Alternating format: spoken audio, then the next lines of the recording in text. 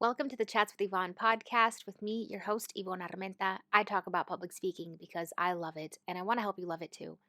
Today's segment is part two of my conversation with Abby Benedetto, educational consultant and founder of Course Shifts. If you haven't listened to part one, I suggest you go back and take a listen to that one. This is a pre recorded conversation with Abby. Let's just go ahead and get right into it. I went on your LinkedIn bio and it says working at the intersection of school reimagination and anti-racism. What does that mean? Yeah, yeah. It's a good question. I'm trying to figure that out. I make this claim, and then I'm like, what does that actually mean? So I think given that so much of education still resembles what it looked like in literally the 1800s, right? That you walk into a classroom across America today and there are kids sitting in rows. They are often segregated by certain identities. A teacher is talking at them. And if you walked up to any student in that classroom and said, like, why are you learning this? They'd be like, I have no effing clue why, right? And so my hope was that by working at more of a systems level with schools or school districts or states to try to think about just ways we might redraw, right, what school looks like, that might be where I could have some larger impact. And so originally I did that for the same organization that ran the schools that we were both in, an amazing organization called Envision Learning Partners. And really, that was where I was working with folks to do similar things to what you experienced as a student, right? Like people who wanted to learn how to do portfolio defenses and people who wanted to learn about different types of assessment or whatever. And then that sort of morphed into really thinking about like, what's the center of gravity of school? And what I mean by that is historically, and where school hasn't changed often, is like school is about like reading, writing, arithmetic, right? Or all this like antiquated notion that students are these empty vessels and adults are the holders of knowledge. And we're just cramming that knowledge into these vacuous heads of young people. And then all we need to do is have them regurgitate that back to us. And then that means they know something, right? Yeah. No, let's not do that. And so sort of that became the work of like, what if we put skills, right? This is what I was talking about earlier around public speaking. Like, what if we decide on a set of skills that this community thinks is important for that young people will need when they leave the walls of school, right? I bristle when people talk about the real world, because I'm like, when you were in high school, that was your real world. Like that's not fake. It's not whatever. But there is a world outside of the walls of school that's different. And so really trying to figure out, instead of having, I think what my experience was like leaving the walls of school and being like, I have to like be a critical thinker. Like I have to like make decisions. I have to like justify my argument with evidence. Like I was never taught how to do that. I was just taught how to write like a 5-paragraph essay that whatever. So really that has been the bulk of my work recently, of figuring out how does a community go through a process that feels like it's not being done to them? And by community, I mean young people at the table, right? Students guiding us, so that it doesn't feel like, again, decisions are being made that directly impact the lives of young people without their consent, without their participation, without their voices. So that community is saying, you know what? I think probably the most important thing that our young people need is to like be globally aware, because we're a really insular community and we don't have a lot of whatever. And so they might reach for something like global perspective and then collaboration. So essentially it's like this idea of how do we actually say that reading, writing, arithmetic is still really important, but it's the vehicle by which students will practice and learn these skills that they actually can't Google, and that that's impossible to take a multiple choice test about, but that actually is going to help them be successful and have them create the lives in which they're going to thrive. I love that. And then how do we do things like teach it, assess it, and all that stuff. So that's really what I was doing. And then sort of as the world turned upside down with COVID and the murder of George Floyd, and I just sort of felt like, what am I doing walking through this world in my white body, and how can I do more explicit actions that are leading to maybe a more equitable and just and beautiful world. And so that was where I was sort of like, if I'm redesigning systems of education, but I'm not explicitly, as a white person, talking with other white people, at least, about the ways in which white supremacy is showing up, even in this new system, right? Then we're just like putting on a different sweater. Like, it's the same crap that just like we're calling it something different. And so that's really where I'm trying to work now. And I don't feel like I have the answers, but I think I'm really trying to make sure that as I work with folks around the country and really passionate and thoughtful and beautiful educators, it's like, how can we do the work of reimagining and redesigning what school could look like and the experience that young people could have, um, in a way in which we're being thoughtful and learning how to work across difference, and making sure that we're centering the voices that generally aren't heard and are most impacted by inequity, so that we're not just like doing the same old thing again and again, because that's the crazy making part. Right. And I admire that so much because it does take a lot of work, both inner work, but then actually going out there and executing on it. And I'd love to hear, and we've sort of tapped into it a little bit, but I'd love to hear what your perspective on how public speaking as part of your curriculum or something that you do, how can we leverage public speaking to reimagine education and to be anti-racist, like keep anti-racism at the top Yeah. of our minds? Like how can public speaking be used as a tool for achieving that, in your opinion? It's such a good question. And two thoughts come up first. One is that, I think that for many people, and I'm thinking of rooms that I walk into as like this, consultant. I'm not a part of these communities. I'm an outsider.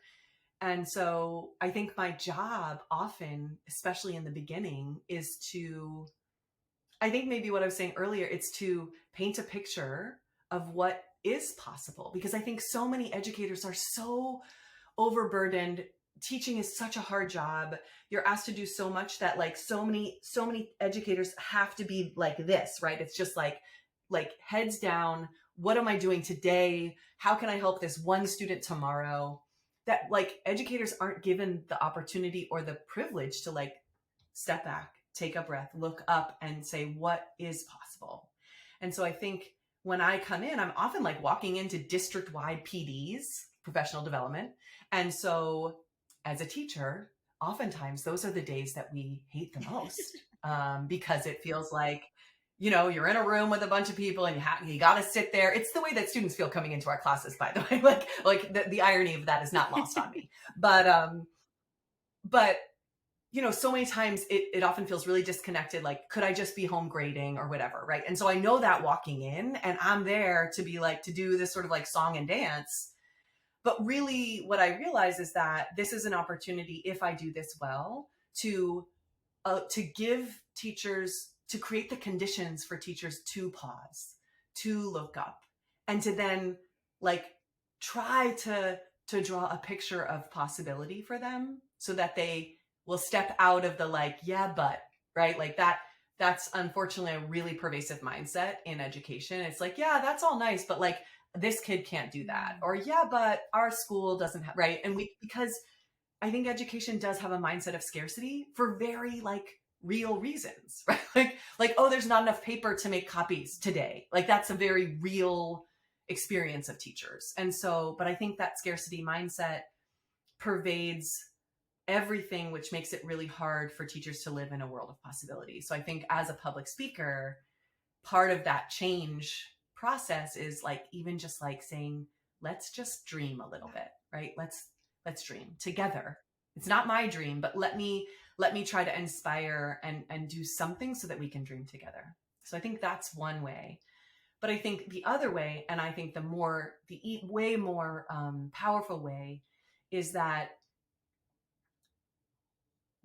when you got up as a student, Yvonne, and when you did your defenses, any adult in that room could not help but be transformed, because when you got up there, we saw you. We were able to see you and your potential. And there was no adult in that room that after your presentations could be like, yeah, but I don't really think that that's what she was, like it's just, it, when we have students doing that public speaking, and when we have students, now I often will start many of these PDs if I can with like student panels or recordings of student voice, because it's like when the young people that you say that you're coming to work every day for, when that young person is saying, this is what I love about school and this is what makes me feel lit up, and then this is where my soul feels crushed, or like the whatever, you can't look away from that.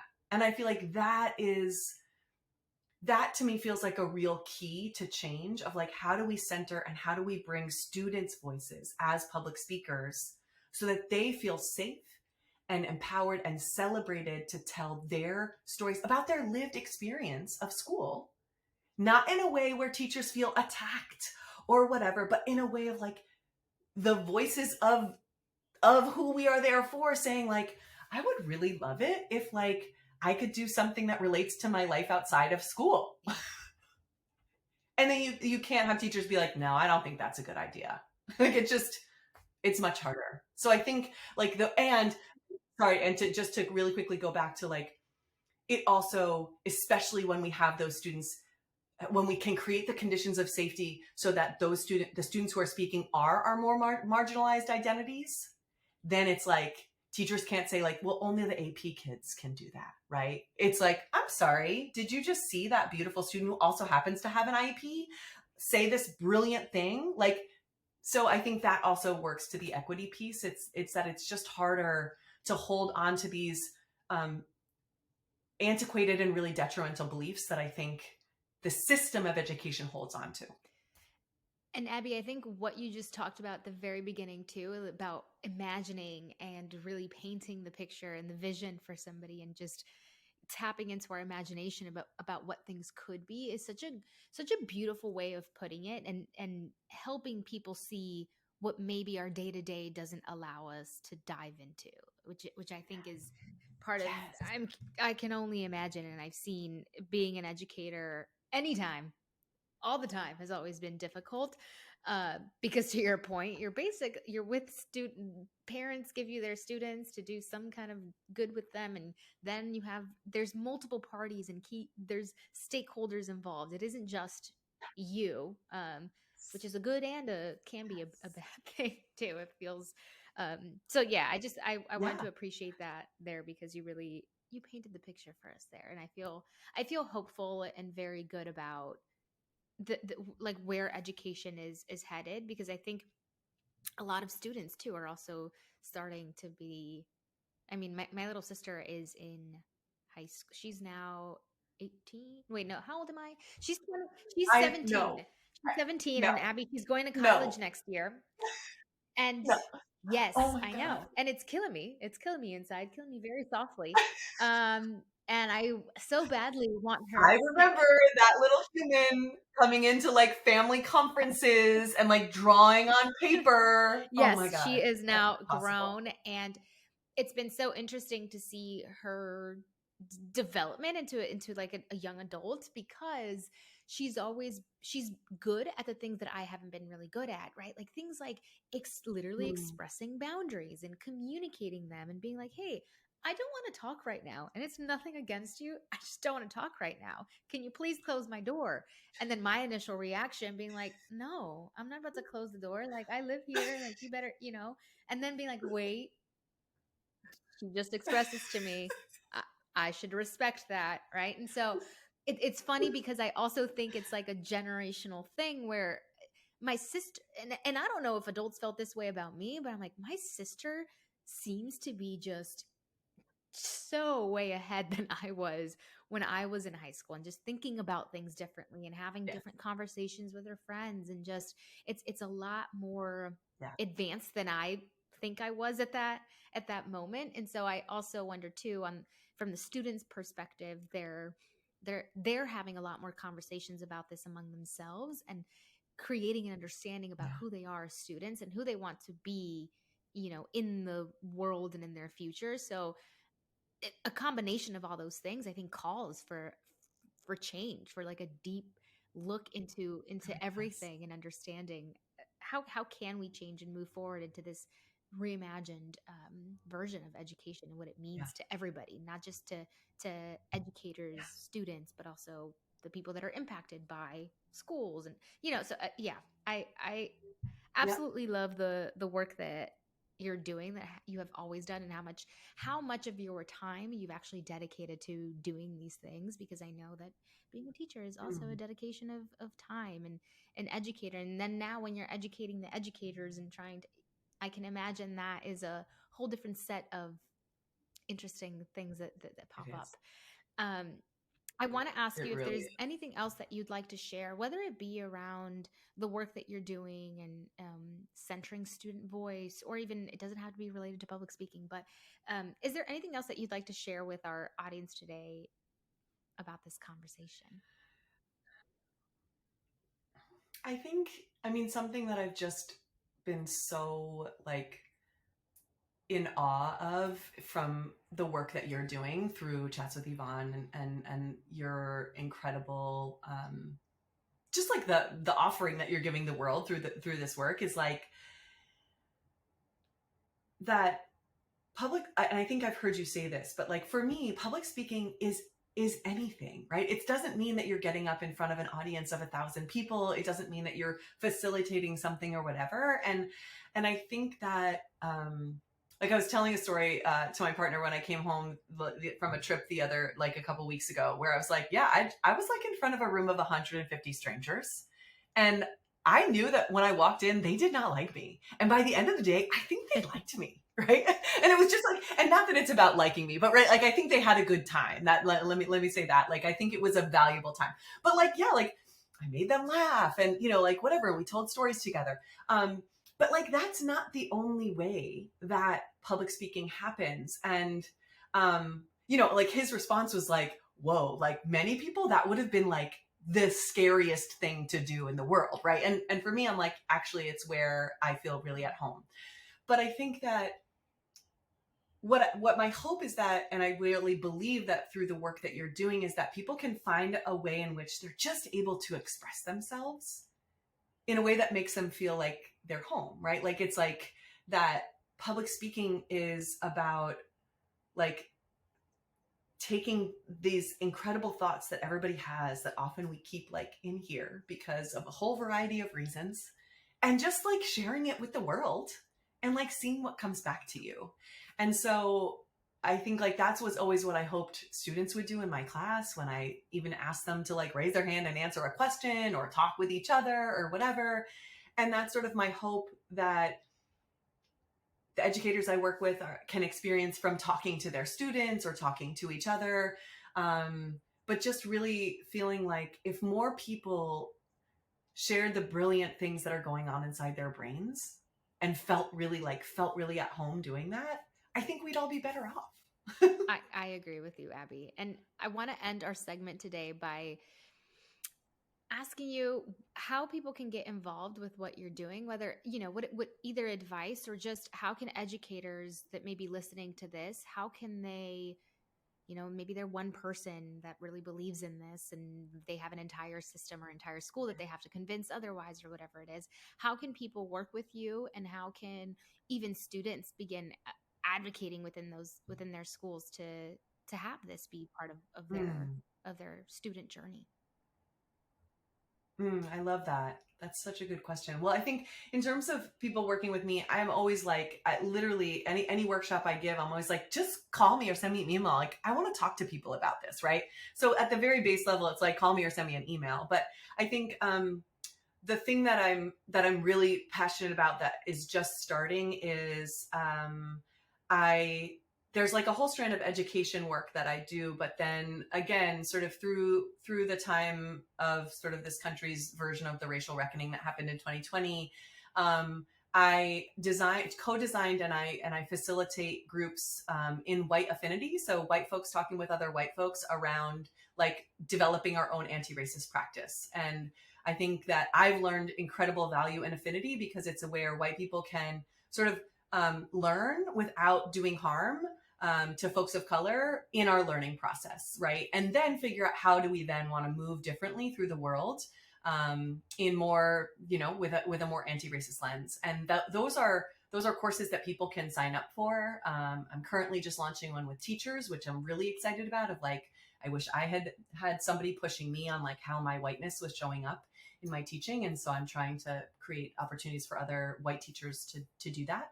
But then also the original course was just for anybody, any white person who wanted to talk with other white folks and do some learning about like how are we subject to white supremacy culture, and then how are we possibly perpetuating it without knowing it. And how can we just be a little bit more aware? So folks can find that. I can like we can drop website in the show notes or whatever.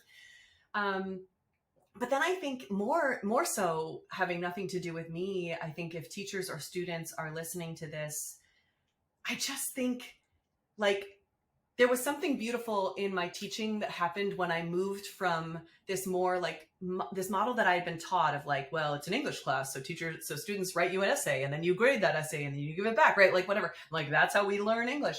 To being like, let's actually just have fun, like talking and thinking about the world together. And so I moved into more of like a discussion based classroom where we would do Socratic seminars where students would be leading discussions about stuff and I would just be sitting back listening. And students did like public proposals about their ideas about a book that we were reading instead of writing a big old essay.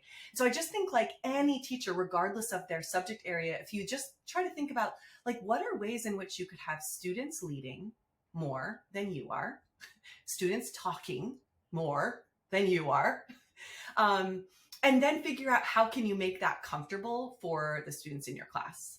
And then I think if you're a student, to just like start to like be like, could we do, I think the best thing was when a student would be like, Abby, could I do this instead? And I was always like, yes, that sounds awesome.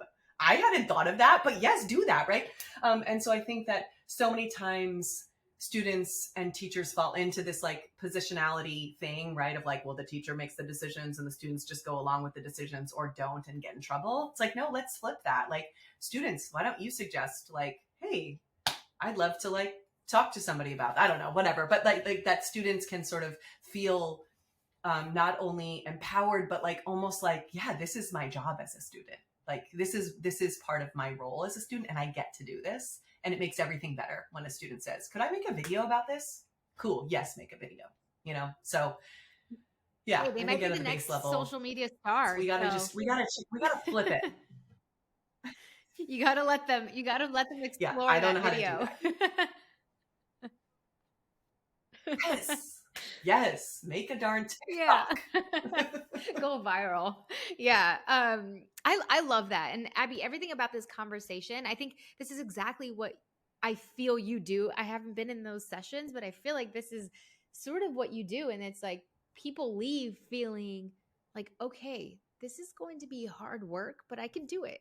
Like I have a motivation. Hmm. I'm inspired by it. And so it's going to require me to really dig deep. And I think even in when we were in high school and the public speaking and the portfolio defenses, though we were irritated by the fact that we had to look through 10 of our essays or 10 of our projects and figure out how this can, like, I think that the hard work had really awesome benefits. And so I think the work that you're doing is Hmm. just so cool.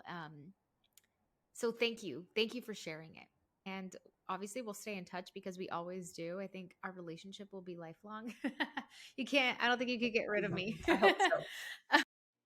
Thank you so much for tuning in to this conversation with Abby. I hope that you learned so much. I hope that you left feeling inspired. And most importantly, I hope that you see how public speaking can truly transform education, can truly transform students and adults. If you want to learn more about the work that Abby does over at Course Shifts, please check out her website, courseshifts.com, and reach out to her.